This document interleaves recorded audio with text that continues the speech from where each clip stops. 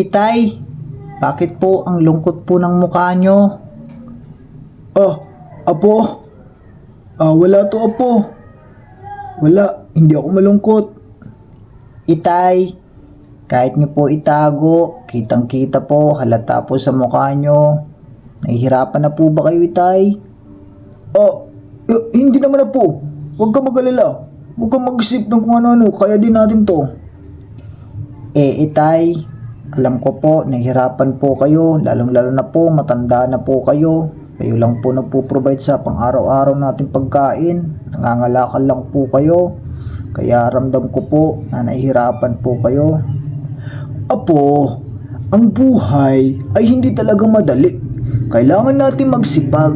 Kaya kung anumang problema na dumarating, kailangan natin i-accept yun at dapat natin malampasan.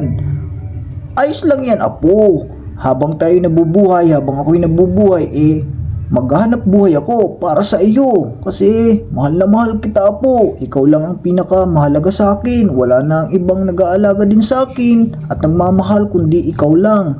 Kaya malaking pasasalamat ko sa iyo dahil hindi mo ko iniwan at dito ka palagi.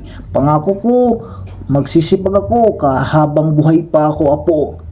Itay, salamat po talaga. Balang araw, Itay, pag nakapagtapos po ako, makakahanap din ako ng magandang trabaho, Itay. Salamat po, maraming salamat po, Itay.